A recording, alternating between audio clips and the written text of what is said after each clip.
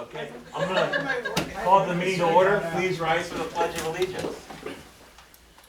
I Pledge allegiance to the flag of the United States of America and to the republic for which it stands, one nation under God, indivisible, with liberty and justice for all.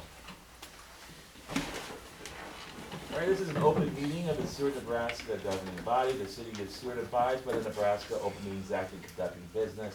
A copy of the Nebraska Open Meetings Act is displayed on the north wall of this meeting room facility as required. Disclosure of meeting recording processes is posted in the meeting room. A participant sign sheet is available for use by any citizen addressing the council. Presenters shall approach the podium, state their name and address for the clerk's record, and are asked to limit remarks to 5 minutes. All remarks shall be directed to the mayor, who shall determine by whom any appropriate response shall be made.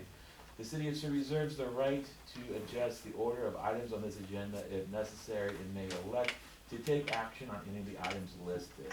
Please call the roll. Kaler. Here. Colterman. Present. Singleton. Here. Streisand. Here. Tanias. Here. Morgan. Here. We have a quorum present. All right, thank you. The first 3 items this evening make up the consent agenda. I'll move the consent agenda. We have a motion and a second. Is there any further discussion? Seeing none, please register your vote. Please display the votes.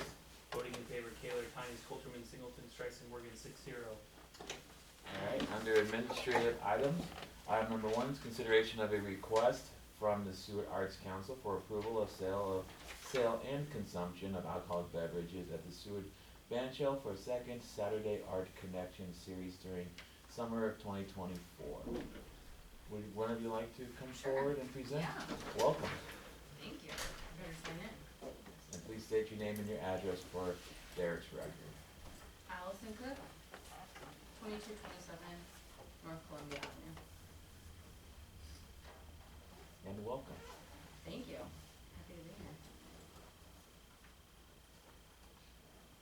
All right. Well, I'm Allison Cook, owner of Red Path Gallery and Tasting Room, and I'm on the Seward Arts Council. Last year, we did the Fifth Street Summer Music Series at the Band Shell, and we think it was a great success. The community as well were asking us what we're going to do for 2024. So last year we did have alcohol sales at the Band Shell. This year we are requesting that again, and also extending it to just the half a street we are going to close off. Because we have a lot of activities in the street, and last year we only did the Band Shell area, and we found a lot of people wanted to walk around with their kids to do the activities, and we were like, no, you can't leave, and things like that. So we thought if we could extend it to that street area as well, and we're just gonna be closing off a portion of the street this time.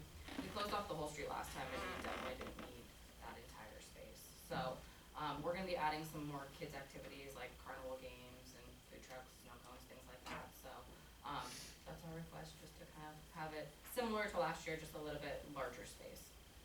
Wonderful, thank you. Yep. Are there any questions or comments from the council? Did you ever think about doing Jackson instead of the other street? We did think about that.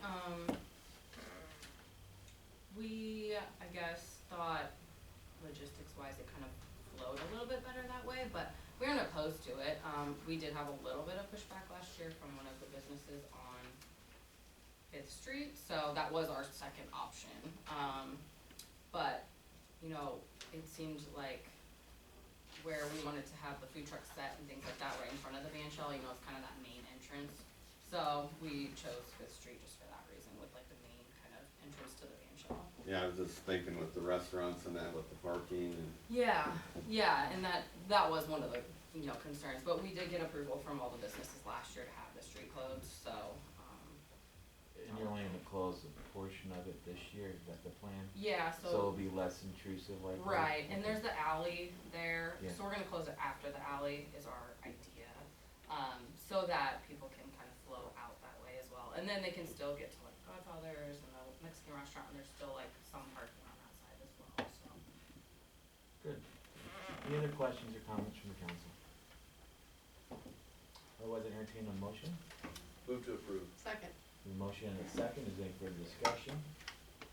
Seeing none, please register your votes. Please display the votes. Voting in favor, Kaler, Tiny, Coltrane, Singleton, Streisand, Morgan, 6-0. Thank you. Thank you.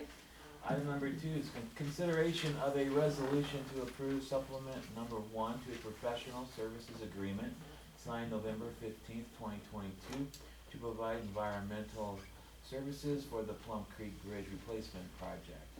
Mike, welcome. Thank you, thank you. So, a number of meetings ago, we had a similar document that the council approved for the design engineer JEO of the bridge project. This is Plum Creek Bridge, so it's on the eastern edge of the city by Concordia, where Hillcrest turns into Bluff Road out in the county. That bridge, owned by the city of Seward, that bridge was selected for funding for reconstruction through the BIL, the Bipartisan Infrastructure Law, that was signed into law a couple years ago. You see the rather lengthy agreement refers to the LPA, the local public agency, that's the city of Seward. And so similar to that document for the design engineer, there's two primary professional organizations that the design engineer and then the consulting firm providing the NEPA, the environmental review.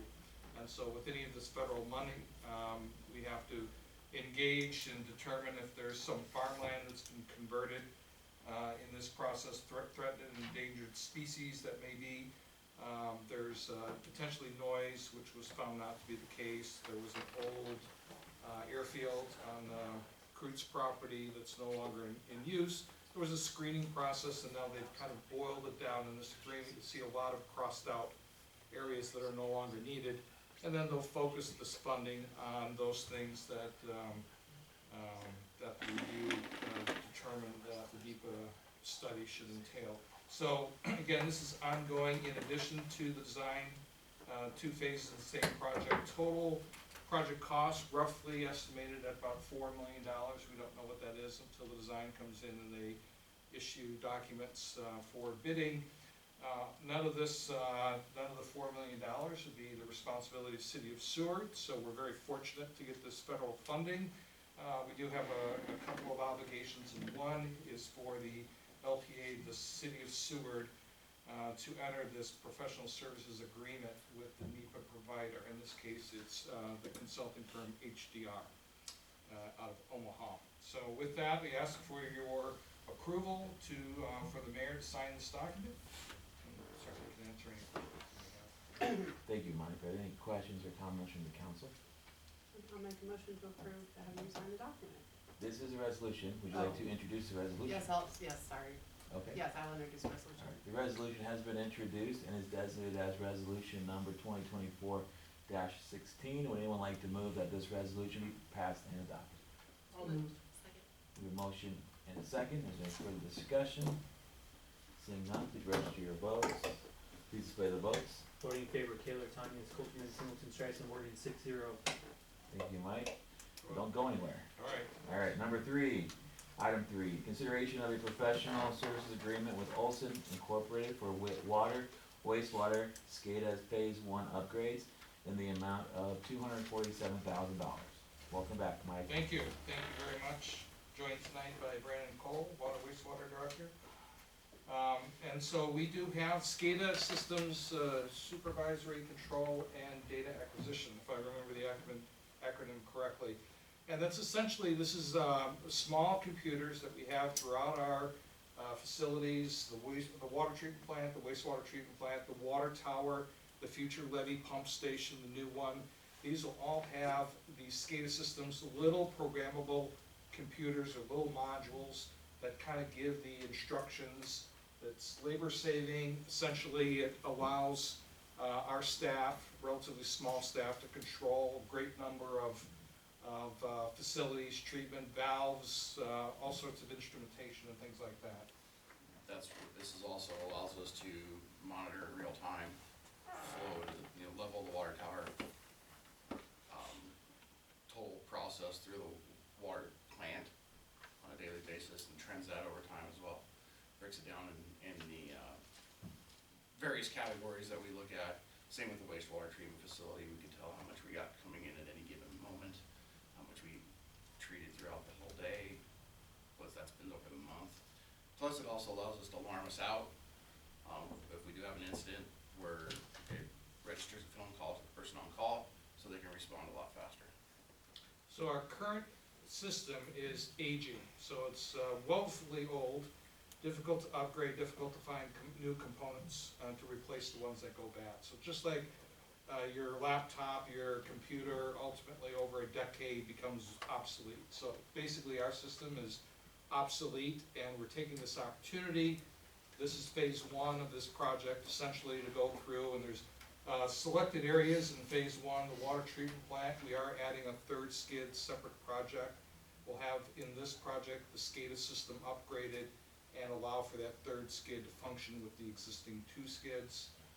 The brand new water tower, it does have some, a new PLC that's associated with it, so the programming for that will be in here. And improve communication to all the wells and the well fields. So that'll be by radio, so right now we can't reach the remote well sites with fiber.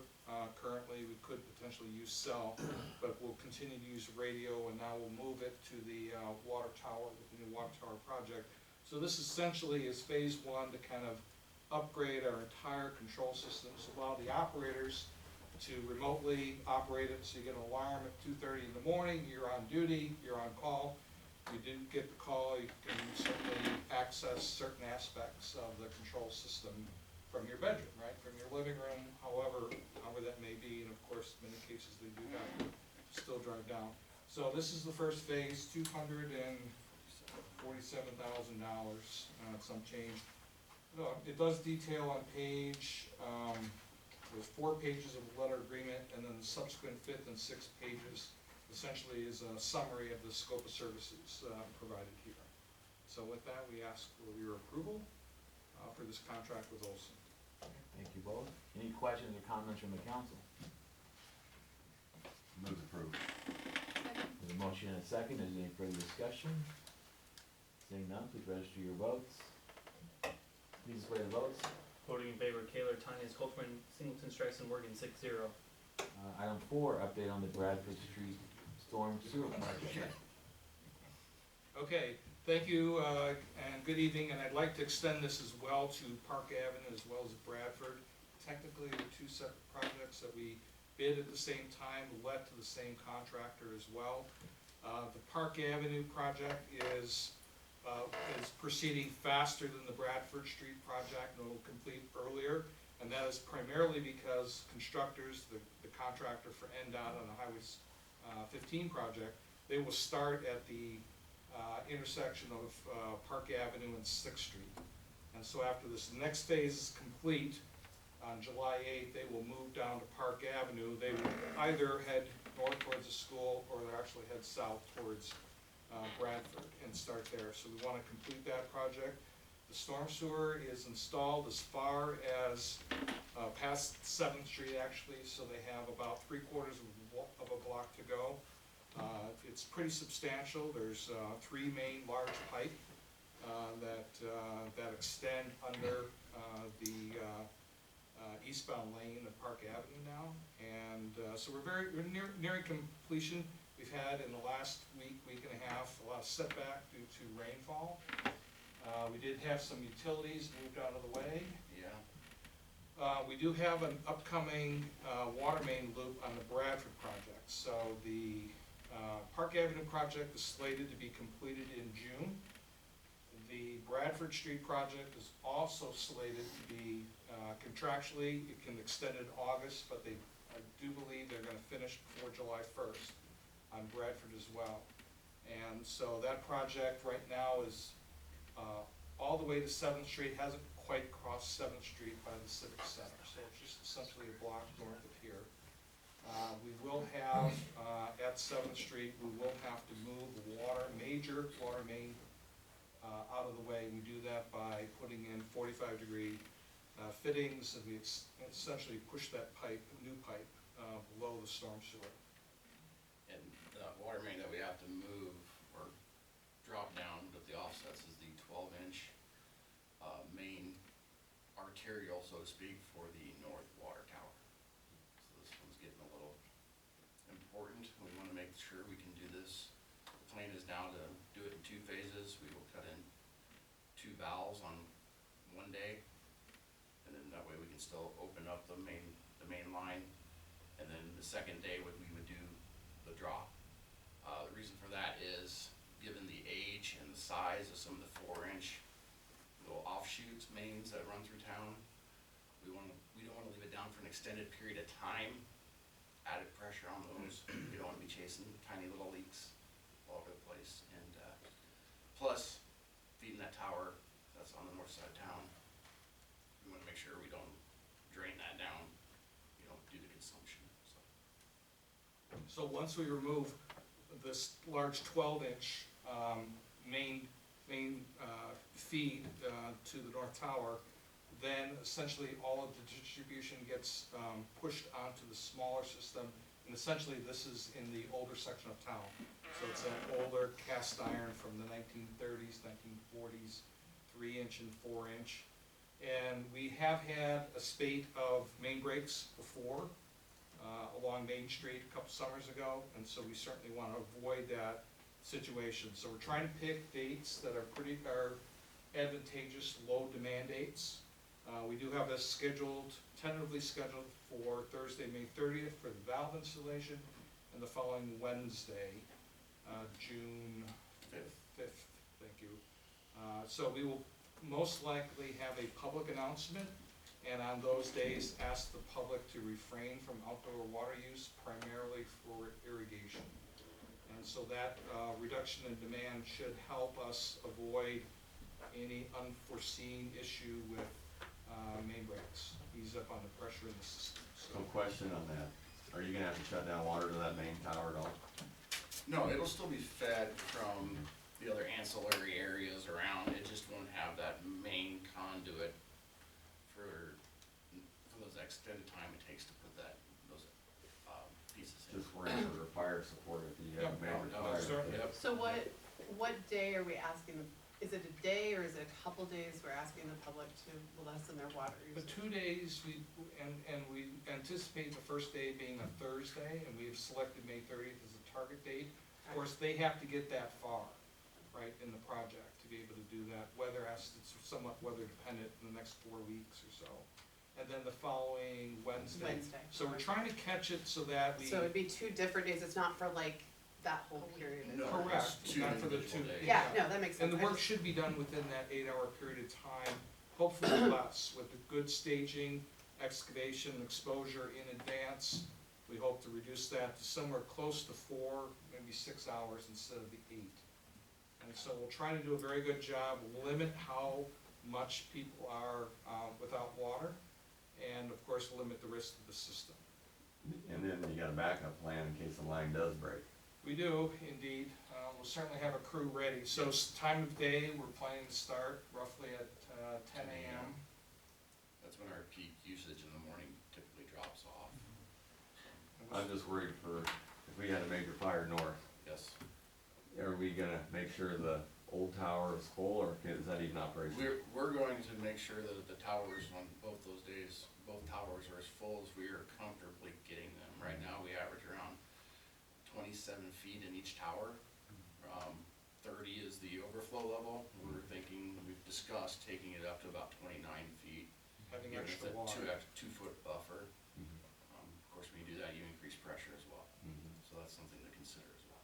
Of course, if this turns into very hot weather, then of course we have to reconsider that as well. So, it is rather difficult. The 2 days, we plan on Thursday to affect the people that irrigate Tuesday, Thursday, Saturday, and then the following week be on Wednesday, and so we'll impact people that do Monday, Wednesday, Friday, as an example. Yeah, like I said, just worried, say Hughes Brothers had a fire or something like that, we would drain them in a heartbeat. We do have We've done future plans. We have another large main near Concordia running up. And we do have plans. We extended a large main down Hillcrest as far as 5th Street. And so with the East Hillcrest project, the street project coming up, we'll add another segment heading west. And then ultimately, when we have a project to reconstruct Hillcrest, we'll complete that loop, so we'll have a second path to the North Tower, with a larger diameter main. That'll take a number of years before we get to that point, but probably on the three-year range, I anticipate. Yeah, just knock on wood, we don't have any issues. but- Between now and then, yes. Yeah. Yes. Sounds good. Any other updates? I have nothing. There's no action to be taken on this item, but is there any questions or comments from the council on this? I just wanna make sure that the public is well informed of the inconveniences possible Yeah. when this occurs. And I know it's a necessary part of the, updating process of the water lines and so. Yeah, I don't think we've ever had this many like updates about projects since I became mayor, because we just haven't had so much going on Yeah. at the same time, and I think the entire state's under construction right now, from what it sounds like. And so, no, we definitely feel like more information is better than less, and while some of this may feel redundant to you at times, because you're hearing it every time we do an update, the public may not be hearing it every time, and so we do wanna have a saturation at a point where people aren't confused about what the project is, but also importantly, the timeline, and when there may be a disruption to water or utility, that they could plan accordingly, and these guys are doing a great job being proactive with making sure with the various contingencies that John raised, so that if, unless, hopefully avoid a perfect storm, so to speak, but, the idea is that, the public, it's not that there won't be a disruption, but to minimize any impact on everyone's daily lives. I think the biggest one, if I can relay it, is please watch our social media so that we can give out detailed information. Again, if we hit a snag or the construction crew that's out there doesn't align with timing, we want to put that out there as soon as we know, and so we'll let people know if we push it off a week or move dates and stuff. So, but any assistance they can provide in not watering those days keeps the water tower level high, keeps it available for us for the necessary use for that day, and we'll get it worked through and reconnected for the day and move on. With that, thank you guys. Thank you. Item number 5, update on the Seward Wellness Center project. Welcome, Joel. Good evening, everyone. A lot going on up there. Just give you an update of the last couple weeks. Early last week, the east section of the parking lot was poured, and that was the second section that's been poured. There's still a south section that we'll find out tomorrow where they're at in that process.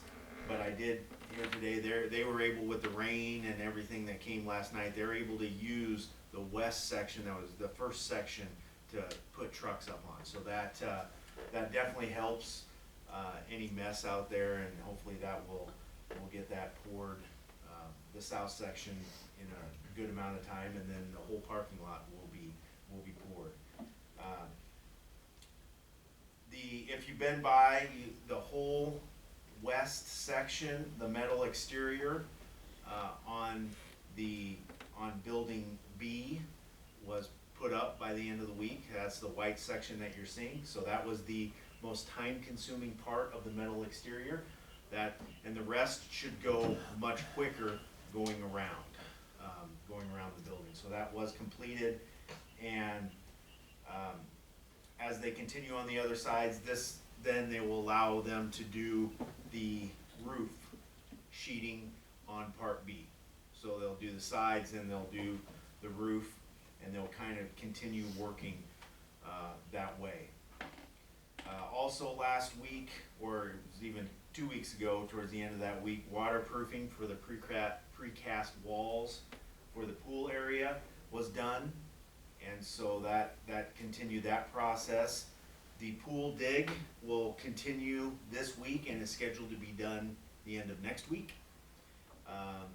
And so we'll get updated on that in our regular construction meeting tomorrow, how that is progressing. But that is what the schedule says, that they will be going with that. And then it's about 50 different 2 to 3 week projects on that will go all the way to the end of the building completion. So that will dictate how soon we get occupancy is when that pool is done.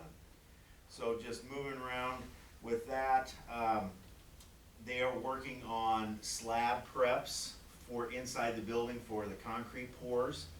And so they'll be doing pour for section B, which again is the fitness center and studio. That is section B. And they'll start with that over the next 2 weeks. And then section D is scheduled to start on the 20th. And we were told that between the parking lot or inside, that there will be some sort of concrete pour every week, either inside or outside, for the next month or two. So there'll be things going on up there. Something will get poured, and we'll see that going on. Let's see, the grading and dirt work for the boulevard will begin next week, and so they'll start with that, and then the following week, utilities will be put in. That's the next phase with that, so especially for the lighting, street lamps and things like that, so utilities will go in, but that is already getting started. And so there's a process to pour part of it, and then VA still do it in 2 parts so that trucks can get into the parking lot, and then they'll work out just entrance and exit so that there's no disruption for trucks getting in, and they can pour the second part. But a lot of progress is going on up there. Unfortunately, we won't be able to meet on site tomorrow. The rain kind of made things a mess up there, but I'm sure that we'll get up there soon. But definitely a lot going on, a lot of decisions that we're making with the flooring in the gym and different items like that, but a lot of progress. Any questions?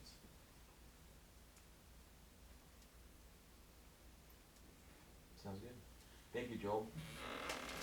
Next we'll move on to the city, the update on the Highway 15 construction project, item 6, Greg? Yeah, we met today with NDOT and constructors, our contractor on the Highway 15 project. Looks like next Wednesday will be the date for the opening of the portion from the south side of Highway 34 and Highway 15 intersection back down to the south area of Seward. And so if you're coming down 34, you will be able to go south on 15, but at that point next Wednesday, they'll begin the sign transition, and you will only be able to go southbound on 15 from, I believe, approximately Roberts is when they'll start transitioning that over. So if you're coming down from Roberts, but I'm guessing there'll be a detour. With southbound, you'll be fine, and then the 2nd Street detour northbound will be opened up and signed for. The project lead for NDOT said that he's going to specifically have, I believe, a signboard out there near 2nd Street, notating that trucks should use the bypass clear east of town, way east of town. But so this is kind of the transition into the new norm next Wednesday. We will work through the intersection. I believe they're actually coming down, aren't they? They're gonna start, I believe, at Bradford. Correct. And then move their way back down to the north side of 34. They're also gonna skip for now, before the 4th of July, the intersection at Seward Street. And they're skipping that because they do not have in yet the traffic control lights to replace those. And so if they took them out, the lights would be gone, and they wouldn't have anything to put in there. So they believe by August they'll have those. So they'll come back as a separate item and do the Seward Street exit, or Seward Street interchange. That will probably take them mostly till 4th of July is their hope. And then, as Mike identified earlier, then they'll move down to Park Street and start moving their way up and out in the 4 different directions they'll go. In the meantime, sometime this summer when school is out, they will also undertake probably about a week of repair and then a few days of asphalt overlay. But from North Avenue by the high school up and around to where they completed their asphalt overlay north of Pinewood, they'll also do that project. So that will just come online at some point in the summer. Again, we're trying to avoid school. I think there's also some drives and lanes that they're going to be adding to accommodate the school over their crossings, some items. The water main project that we're undertaking is well underway and has moved mostly north of Jackson. They've made interconnections and brought service lines on from Jackson to Bradford and the north of Bradford.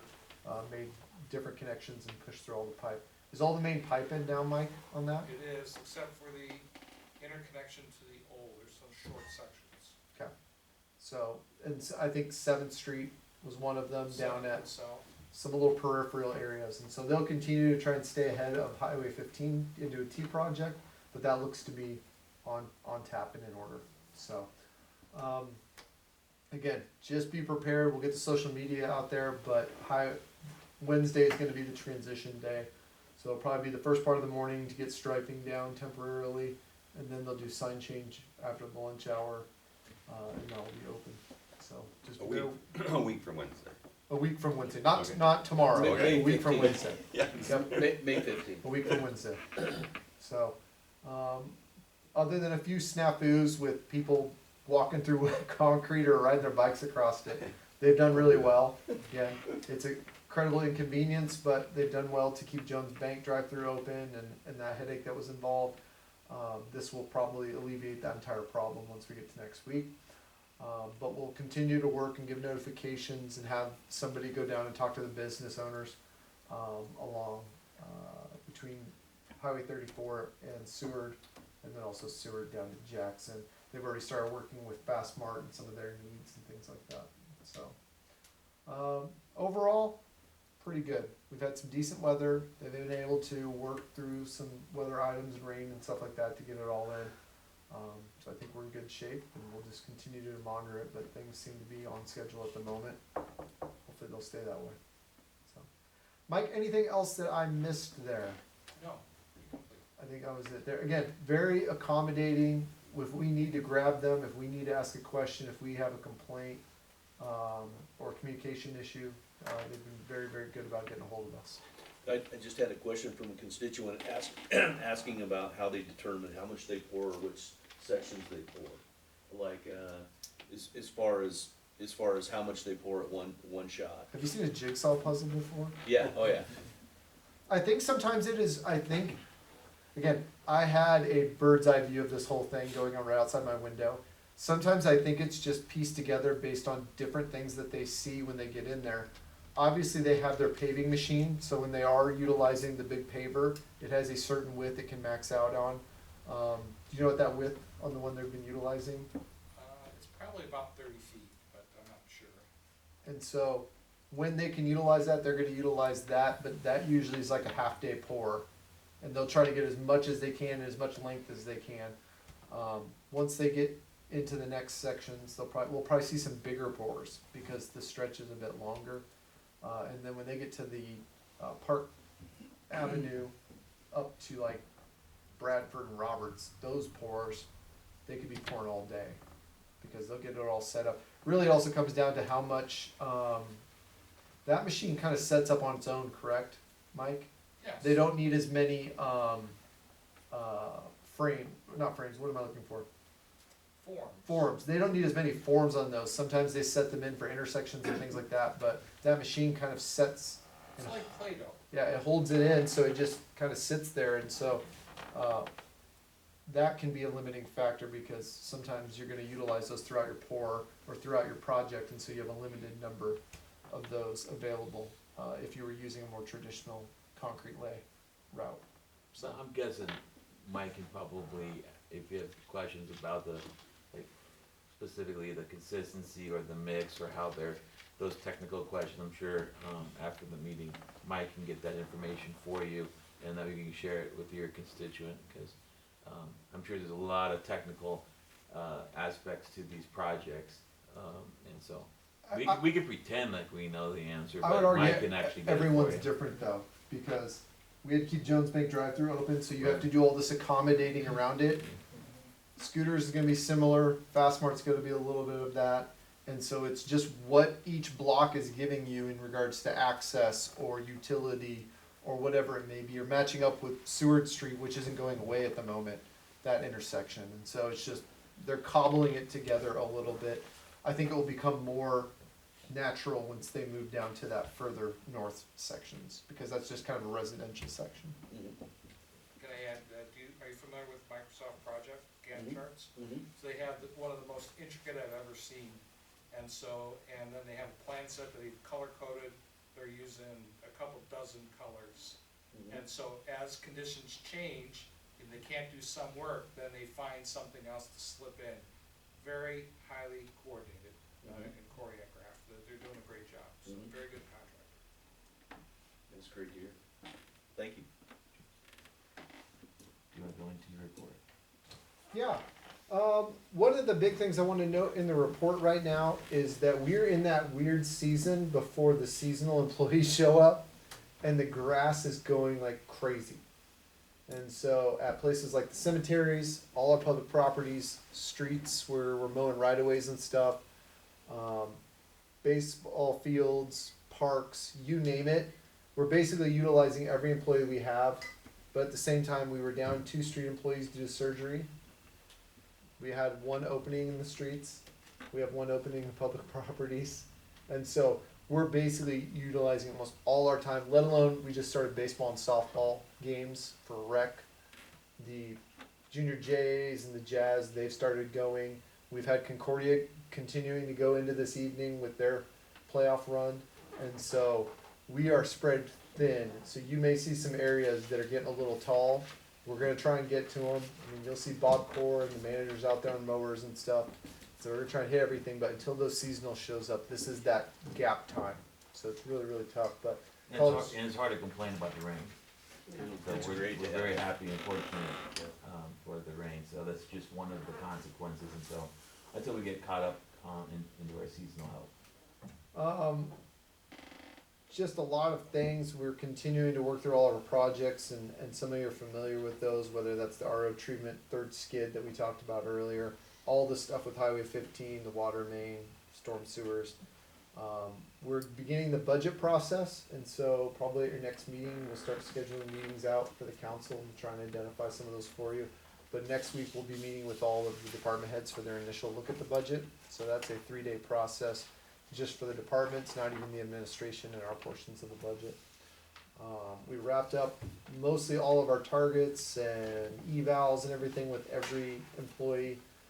Working on a number of items and assistance with the fire department and some of their activities over there. You might bring up, we're finally gonna get a truck that. We're gonna get it thanks to Landon and Kelly. We're finally getting our pumper truck that we ordered in 2020. 20. I think it was right during COVID. Yeah. And so we are approximately 60 to 90 days out of receipt of that. And so we were chasing them down because we thought they're gone. We weren't sure they were ever going to return a phone call. And then all of a sudden they're like, hey, we got your chassis. It's made. We're going to get you going here. And so that was really good news, because the news Kelly got was if you don't get this one, then you're waiting another 2 to 2.5 years for the next one, because they're so back ordered. Yeah, it was born this week, if I'm Yep. correct, the chassis. So we will continue to work and move on that. Where's it coming from? Down south, South Carolina or something like that. I thought it was like Arkansas. It's down south. Is it the deep south one? Yeah. Yeah, I deep think south. it's Mississippi. Mississippi. South Council, North Council. I was looking at myself, sorry I'm not. We also, another one for you guys, I mean, I have to like read through this because there's a ton of stuff that probably relates to the council. We are migrating our emails, and that's gonna start next week. We're gonna move to Office 365. That's a cloud-based system. So there'll be some hiccups next week as we work through this. You'll get login information and stuff that'll be sent to you. The one thing I will say is that system has a way easier that you can basically do it yourself.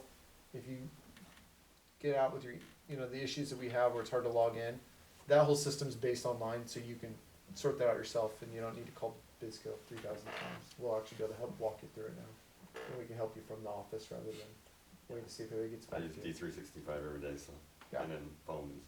And At the end of the day, we were gonna, no matter what, we were gonna get moved to that, because that is the nature of the beast. And so the Exchange servers will be online for a little bit longer, but then they'll be phased out entirely. So we'll continue to modernize some of the IT offerings. Working on meter issues and meter training, you just name it. You look through there and I can answer any questions. I'd say the other one that's taking up a big portion of my time is probably MPPD. Our wholesale contracts will come up for renegotiation. This is gonna be a massive issue for the entire state. really, because they provide, other than OPPD and LES, they provide the predominant power throughout the state. They're operating a lot of generators, and generation is the big issue that's going on. We've basically zapped the state out of energy, and that's not specific to us. That is United States wide. You're seeing upwards of, and me and Jonathan can speak to this, you're seeing upwards of 4 to 5 years to bring projects online of a substantial nature, 5 megawatts and above. And so, and they're hearing that, these projects are hearing that all over the US. So, we're mostly seeing it in some of the ag sector for Nebraska. So you're looking at your biodiesels and things like that. Huge increase in data processing and crypto. And then the last one would probably be some hydrogen-based technologies that they're working on. But those are eating up a lot of capacity within the community. And we have a ton of projects that want to move in and come to Nebraska and are looking for opportunities, as we see with the rail campus all the time. So that song and dance is going to be important, and how they structure that, what it's going to look like, and the impacts to the city of Seward and ratepayers, they'll be there. So we have to build generation, essentially. That's where we're at. So I'll continue to go customer meetings as I can. I do have item next week with the budget that I just have to work through with my staff, so I'll probably miss out on that one. But working with Bruce, who's my counterpart at Norris Public Power, talking to him regularly, and also some of the municipal ones, like Ryan Hurst over in Wahoo, and some of those guys as well, to make sure we're kind of all on the same page of how this is going to go and what it might look like. I also serve on the subcommittee for MPPD that's working on all of the economic development elements that relate to this, and the fact that we have kind of a queue system now for projects, because we're 5 years out from being able to bring large-scale projects online. So there's a ton that are in the queue and moving through. They're under the 5 years, but if you walk in today, the line we're towing is, it's going to take us 5 years to get you going if you're above 5 megawatts probably. I can answer any other questions you have. There's tons of stuff in there. Pretty busy time of the year. I think it's only going to get busier. So. Any questions or comments for Greg? If not, entertain a motion to accept his report. Thank you very much, Mr. Butcher, for your work as city administrator, and I move to accept the report. Second. A motion and a second. Please register your votes. Please declare the votes.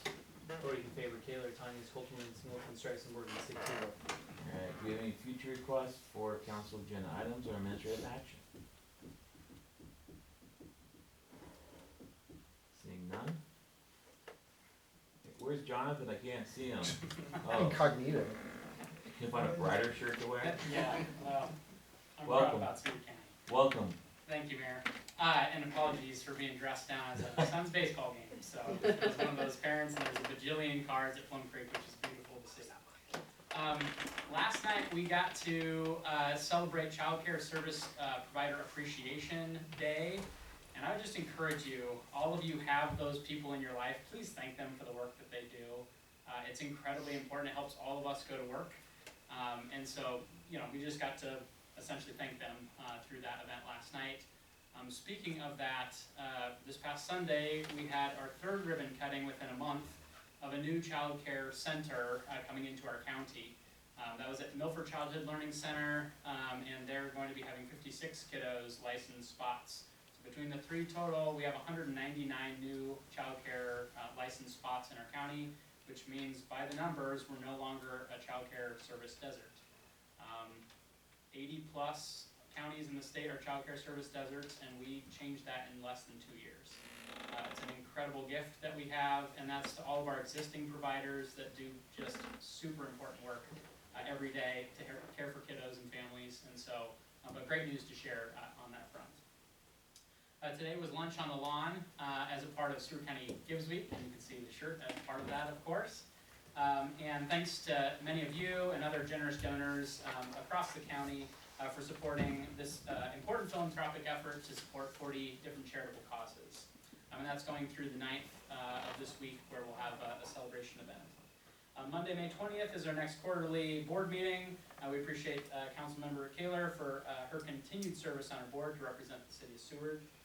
We have a couple of chamber member listening sessions on 21st at 2 o'clock and Thursday at 10 a.m., Thursday the 23rd at 10 a.m. at the library. We did a recent membership survey, and so we always want to be the best organization that we can be to support our members across the county. So we welcome you to take part in one of those if you would have interest. Wednesday, May 29th will be the Seward July 4th celebration kickoff. That's going to be at the Nebraska National Guard Museum, and I couldn't tell if it was at 6 or 7, Jessica. I think it's at 6. I think it's at 6 as well. That's what my calendar said, but usually things are at 7. I'm nearly positive it's at 6, National Guard Museum. If it's different than that, we'll get the word out there. But we'd love for you to join us as a part of that annual kickoff event to the party we throw for 40,000 of our closest friends, as we say. We have our organization's Rising Stars Leadership Program graduation on Thursday, May 30th. At lunchtime at Seward Memorial Library. We welcome you to join us for this program, a couple years in existence, and it helps provide leadership development for rising stars in our county. Lastly, this is Economic Development Week, and we're promoting our growth opportunities throughout the county as a part of that. Specifically, we look forward to celebrating with the city of Seward, and this is kind of brand new news, that we are being recertified as an economic development certified community. There's only 30 plus in the entire state, and I think this is my third one I've worked on now, and usually the state comes back with a bunch of edits. We had no edits, which is amazing, and that's thanks to our team and the city, who are wonderful partners as a part of this, but it's something to be extremely proud of, that we have to recertify every 5 years. That gives us bonus points on grants, among other, just gives us great opportunities to be positioned for growth in the future. So we'll actually have a rep from Department of Economic Development at your council meeting on the 21st to help celebrate that. So with that, that's all I have. Thanks, Mayor. Thanks, Jonathan. And Emily, is this your last council meeting? I just want to recognize Emily for all of the coverage she's done of our city meetings and activities for the Seward County Independent, and how much we appreciate you helping us get the word out, especially on issues that is difficult for us to do in an efficient and timely manner. So I wanted to just express my appreciation on behalf of the city for all the coverage you've provided us. Would you like to say anything? Thanks. It's been fun, and I've learned way more than I thought I would ever know about wastewater systems or water main projects. You name it, I've learned about it in the last decade. So You're welcome. teaching me and having me along. Thank you. And with that, is there a strategy session? Yes, there is. I move that the city council go into closed session with the mayor, city administrator, city clerk, city attorney for the protection of the public interest and to discuss litigation strategy and to provide the city attorney with negotiating guidance for a period not to exceed 30 minutes. There's a motion, is there a second? There's a motion and a second. Please register your vote. Please display the votes. Voting in favor, Kaler, Tines, Coltman, Singleton, Streisand, Morgan, 6-0. All right, the council has voted to go into closed session at 7:49 p.m. for the protection of the public interest and to discuss litigation strategy and to provide the city attorney with negotiating guidance. No formal action will be taken. We are in closed session.